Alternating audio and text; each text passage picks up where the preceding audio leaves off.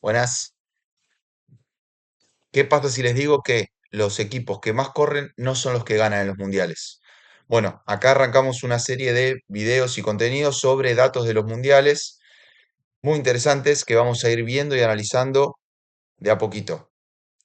Hay mucha información, la FIFA la publica, así que es información oficial. Vamos a ir viendo cómo la publica, de dónde la saca y para qué puede servir. ¿Sí? Siempre analizando y trabajando sobre los datos reales. No vamos a analizar cuestiones tácticas o cómo se plantean los partidos o demás, sino más que nada la parte física basados en los datos. Puede haber información que va más allá de lo físico, en efectividad, por ejemplo, y esas cosas, pero que nos puede ayudar a analizar los valores y la información que nos da. Básicamente, la mayor cantidad de datos que hay es del Mundial de Qatar de 2022, porque se analizaron todos los partidos con un tracking óptico multicámara. Lo que hacen es ponen varias cámaras alrededor de la cancha y van tomando un montón de datos de cada jugador. Esto fue evolucionando y vamos a ir viendo un montón de datos de distintos puntos del cuerpo, articulaciones de los jugadores y que de esta forma ir recopilando información sobre los movimientos, bueno, la distancia que toman, fue mejorando la precisión y esto evolucionó mucho y hoy permite analizar muchos datos en vivo. Vamos a ver cómo funciona. Bueno, ¿qué pasó en Qatar?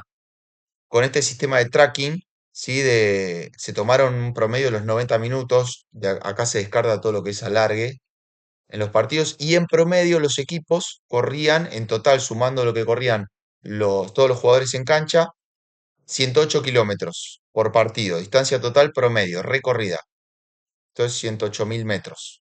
De esa distancia, fíjense que a alta intensidad, que se toma generalmente alrededor de los 20 kilómetros por hora, es decir, lo que corren a más de 20 kilómetros por hora, que se considera alta intensidad, son alrededor de en promedio 9.000 metros. Es decir, que no llega ni al 10% en promedio. Que esto está bueno porque se puede replicar a varios niveles y diferentes deportes.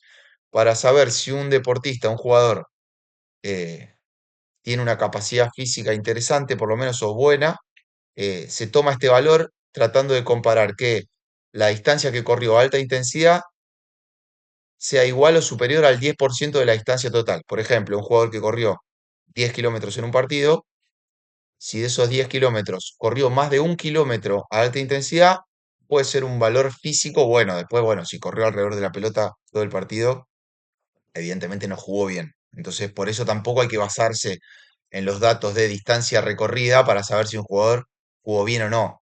Porque después si la pasa mal la pelota, si tiene los pies redondos, lo que corra no tiene mucho sentido. Entonces, estos son datos reales, pero hay que ser consciente de las conclusiones que se pueden sacar con estos datos. No es relevante la distancia total que recorre un jugador en la cancha para saber su rendimiento deportivo general, ¿sí? Más que nada para la parte física. Después hay otro valor muy interesante que son las distancias que se corren a velocidad de sprint, es decir, a pique, que se considera alrededor de 25 kilómetros por hora para arriba. Piensen que Mbappé, no sé, puede llegar a 37 kilómetros por hora, pero ya más de 30, 32, 33, ya no son muchos los jugadores que pueden llegar a esas velocidades, y o sea, son jugadores rápidos. Por encima de 25 kilómetros por hora, que ya se considera velocidad de sprint, de pique, en promedio recorren 2.345 metros, o recorrieron en el Mundial. Es decir, que también no llega ni al 2% de la distancia total. La mayoría del tiempo los jugadores caminan o trotan, pero el momento donde aceleran es el momento clave para definir los partidos. Vamos a ver un poquito más de esta información. ¿Qué pasó con respecto a mundiales anteriores?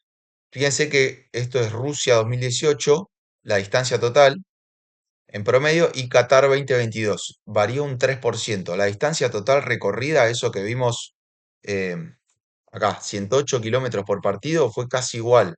O sea, en Rusia había sido 100, 100 y algo, ¿sí?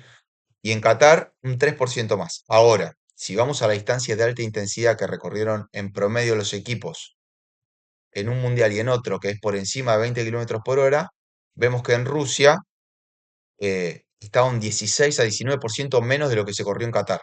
¿Sí? Ya hay casi un 20% de diferencia en alta intensidad. Y en sprint todavía más, o sea, de pique, en Qatar hubo un 30% más de piques en promedio de distancia recorrida a velocidad de sprint que en Rusia 2018. Esto que muestra que todo lo que es intensidad en los partidos fue evolucionando. Vamos a ver qué pasa ahora en el Mundial de Estados Unidos, México y Canadá.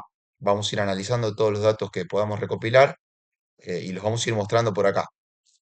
También puedo conseguir datos de la Champions, ¿sí? Porque la UEFA publica algunas cosas. Si les interesa, dejen en comentarios si quieren ver algo de datos sobre algunos partidos de la Champions que se puede llegar a conseguir y está bueno para analizar.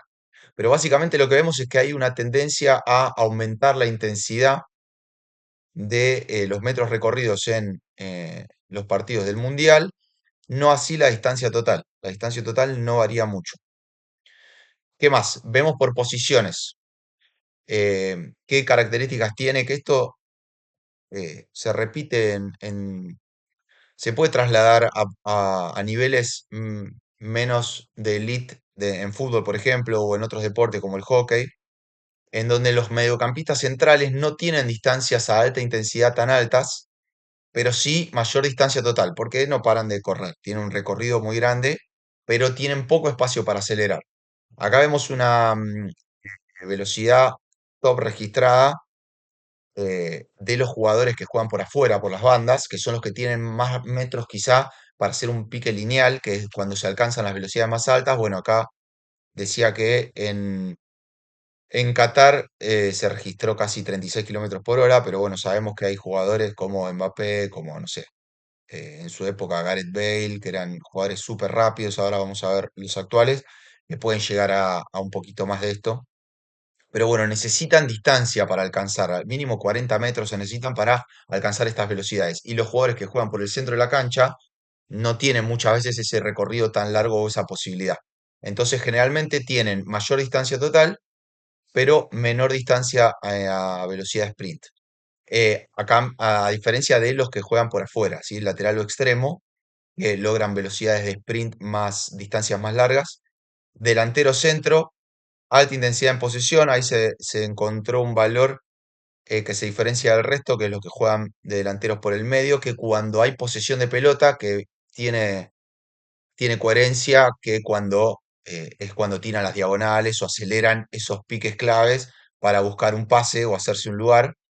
Entonces, en esos momentos de posesión son los que tienen alta intensidad y defensor central menor distancia total porque también depende mucho de cómo se dé el partido, pero en general son los que tienen menos también recorrido en metros. Muchas veces el defensor central, a menos que vaya a cabecear y haya una transición defensiva, se pierde la pelota y tiene que volver a toda velocidad, ahí suma metros a alta intensidad o al revés, pasa a un ataque de contraataque y se suma, pero no es lo más común. ¿Sí? Esa posición, por ende, tiene menor distancia total y también generalmente son los de menor distancia de sprint o alta intensidad. ¿Qué pasa con los datos en cuanto a comparación de primer tiempo y segundo tiempo? Bueno, muestran que esto también viene hace años, demostrándose que los últimos 15 minutos de partido en general son determinantes. El equipo que pueda mantener una alta intensidad en esos últimos 15 minutos tiene una ventaja. No quiere decir que vaya a ganar siempre, pero los últimos 15 minutos a nivel de intensidad son claves. Y hay una diferencia entre el primer tiempo y el segundo tiempo en cuanto a alta intensidad. En general cae poquito, pero cae, ¿sí? Em, en la distancia total, pero en promedio suele caer un poco. Los equipos que logran mantener la alta intensidad los últimos minutos tienen ventaja. Bien, entonces, mayor distancia total no predice victorias. Muchos de los partidos en donde se registraron más metros recorridos terminaron en empate. Y el sprint en posesión, es decir, las aceleraciones cuando se tiene la pelota, marcaron bastante diferencia. Acá dice que 5 de los 8 equipos que llegaron a los cuartos de final en Qatar se destacaban en la métrica de sprint en posesión. Es decir, cuando tenemos la pelota, equipos que aceleraban. Bueno, Entonces acá la diferencia entre los equipos, los mejores equipos, no es sino la distancia que alcanzan a correr, sino en qué momentos y cómo manejan la alta intensidad, especialmente con pelota. Así que súper interesante. ¿Cómo llevamos esto si trabajamos en el club o con equipos? Hay que darle siempre más atención a la alta intensidad, no al volumen total. No importa tanto la distancia total recorrida, sino a qué velocidad se recorrió esa distancia y en qué momento. También sabiendo un poquito las características por posición, uno puede empezar a trabajar diferenciado. No es lo mismo un defensor central que alguien que juega por los laterales, pero esto ya es a nivel profesional. Si trabajamos en divisiones menores o en equipos amateur, siempre conviene trabajar todas las variables, con todos los jugadores, con todas las posiciones. Ahora, si ya nos manejamos a un nivel más profesional, más específico, se pueden hacer sesiones más por posición, teniendo en cuenta esto, que los volantes centrales no paran de correr, pero difícilmente sumen muchos metros a velocidad de sprint. No así los que juegan por los laterales o los extremos, que esos sí tienen mucha distancia para recorrer y manejan muchos metros a alta intensidad en general. Bueno, y esto de tratar de llegar a los últimos 15 minutos con capacidad de realizar esfuerzos de alta intensidad, que es clave. Bueno, para esto hay que entrenar un montón, pero prestando la atención a esto, a soportar esfuerzos de alta intensidad de manera continua. Mientras mejor el equipo logre soportar estos esfuerzos, más los va a alargar durante el partido y si llega a los últimos 15 minutos con mayor capacidad que el rival, tiene ahí un punto muy a favor. Vamos a otro tema muy interesante, que es cómo está creciendo la parte tecnológica en los mundiales.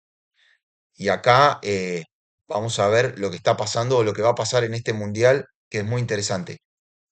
Por primera vez en la historia, todos los equipos van a tener acceso a análisis en tiempo real de datos. Más de 3 millones de datos por partido en vivo. Y lo que pasaba es que hasta ahora solo tenían acceso a esa tecnología los equipos más poderosos o de mayor presupuesto. Lo que hizo la FIFA, hizo un convenio con Lenovo, con la marca Lenovo, y todos los equipos del Mundial van a tener acceso a esa tecnología en vivos. Pueden analizar datos, después, bueno, hay que ver qué hacen con todos esos datos, pero es como que lo democratizó. Ahora todos tienen acceso a esos datos durante el Mundial. Como decía, 3 millones de datos por partido. Va a haber más equipos que nunca, o sea, este Mundial va a tener 48 equipos, es un montón. 104 partidos oficiales, 40 más que en el Mundial pasado y 3 millones de datos por partido en tiempo real.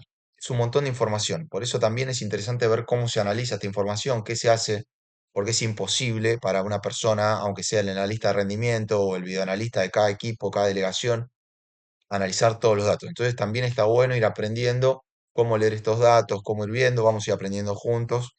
Y por eso voy a empezar también estos videos para ver qué se puede aprender, qué se puede rescatar.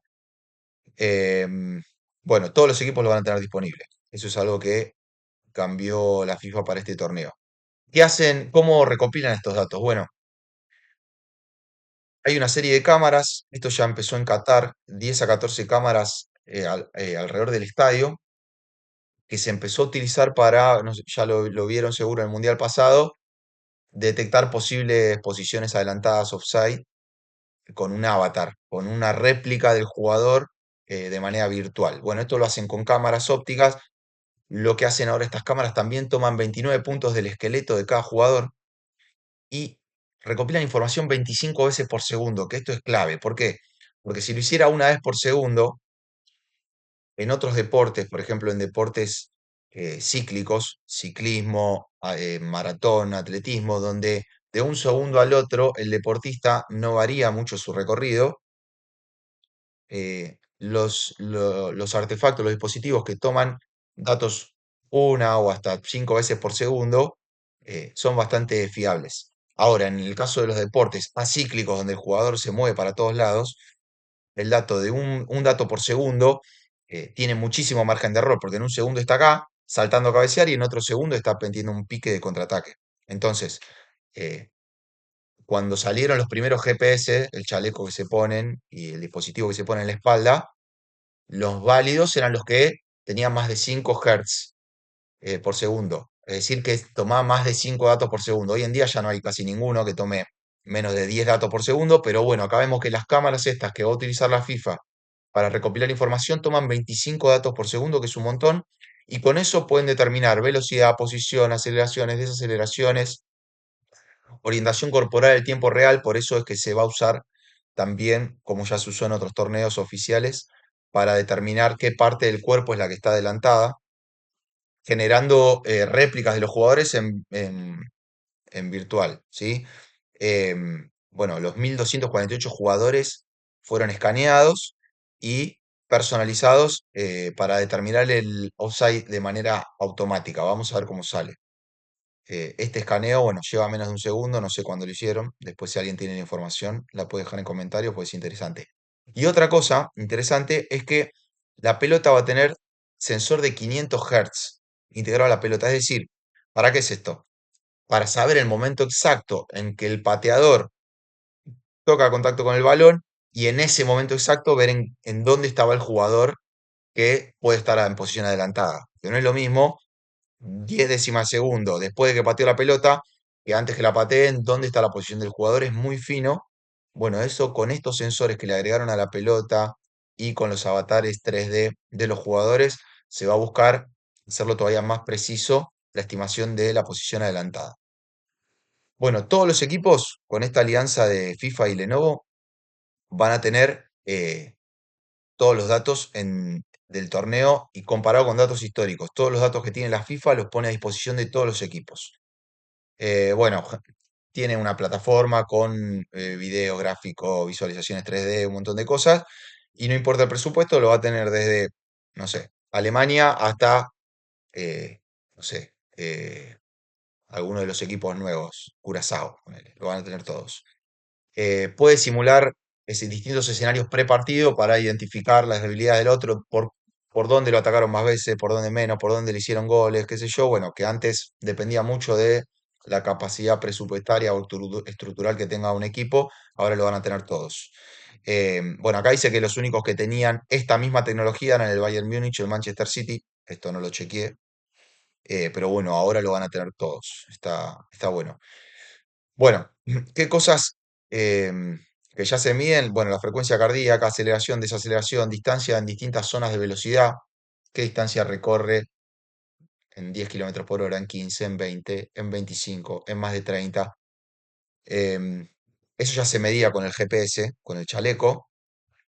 Ahora, bueno, también aparentemente con estas cámaras hay mucha información de esa que van a sacar. Vamos a ver la precisión y estaría bueno comparar los datos del GPS con los datos de estas cámaras. Estuve recopilando algo de datos, probablemente después, si pueda, vamos a hacer una comparación y a subirla. ¿Qué agrega la FIFA en esto también? El tema del estado emocional. Nivel de cansancio mental, biometría en tiempo real para programas 100% personalizados por jugador. Va a poner un montón de herramientas a disposición de las delegaciones para medir el nivel de cansancio. Muchas veces se manejan con cuestionarios o aplicaciones en donde el jugador va poniendo qué tanto durmió, cómo se siente de ánimo, de cansancio, fatiga y demás, y con eso hacer como un análisis más general en cuanto a la parte emocional o psicológica. Vamos a ver también cuántos lo aprovechan y lo usan. Otro dato interesante que se puede sacar de lo que recopila la FIFA es que Alemania ganó el Mundial 2014 reduciendo promedio en posesión el tiempo un segundo y pico, basándose exclusivamente en análisis de datos. ¿Qué dice? Que esto, bueno, lo busqué y aparece en otros lados que Alemania lo que buscó es resolver más rápido cada jugada, o sea, ser más vertical, básicamente. Entonces redujo muy poquito, pero eso, bueno, terminó ayudando a salir campeón en la final con Argentina, que tristemente todos recordamos y que Argentina estaba jugando muy bien también en Brasil. Pero bueno, después salimos campeones el mundial pasado, así que no pasa nada. Bien, ¿qué hacemos nosotros? Siempre acá en el material que yo subo trato de analizar de qué forma lo podemos llevar a nuestra realidad en los clubes o en el trabajo que hacemos con nuestros equipos o el que hace deporte amateur. ¿Cómo hago yo para todo esto que siempre me dicen que es inaccesible para la mayoría de las personas? ¿Cómo hacemos para tomar algo y llevarlo a nuestra realidad? Bueno, ya empiezan a ver, había, bueno, Catapult y Star Sport son las empresas de GPS más importantes hoy en día, a nivel fútbol principalmente, pero bueno, en muchos deportes. Tienen ya dispositivos individuales que uno puede comprar para tener y mirar en su celu su rendimiento. Siguen siendo caros para mí. Están apareciendo otras marcas que, bueno, hay que ver cómo funcionan en cuanto a precisión y esto que decía de los hertz por segundo, cuánta información toman, pero hoy en día la tecnología evolucionó mucho, entonces me parece que es más factible. También, bueno, hay un montón de aplicaciones que son gratis, por ejemplo, el Kinovea, para analizar temas biomecánicos de movimiento, de técnica, de carrera, hasta de pegada, de cómo pego, cómo los distintos movimientos se pueden analizar con distintas aplicaciones gratuitas que están buenas, que hay un montón de tutoriales y hoy en día con la inteligencia artificial te puedes ayudar un montón a aprender a usarlas. Si te interesa analizar la técnica, hay un montón de aplicaciones que lo pueden hacer. Si quieren que hagamos algún video específico de alguna de estas cosas, dejen en los comentarios que lo hacemos, ¿sí? En cuanto al tema de datos, es tratar siempre de medir y medir siempre de la misma manera. Y de esta forma, nosotros podemos empezar a determinar si lo que estamos entrenando está dando resultado o no y modificar. Así que eso es todo por hoy. Este es el primer video. Si les gusta, suscríbanse, denle like, porque voy a ir subiendo todos los datos que vaya consiguiendo sobre mundiales pasados y de este mundial, todo a lo largo de lo que dure la competencia y de lo que les interese. Así que espero que les haya servido y los leo en comentarios. Nos vemos.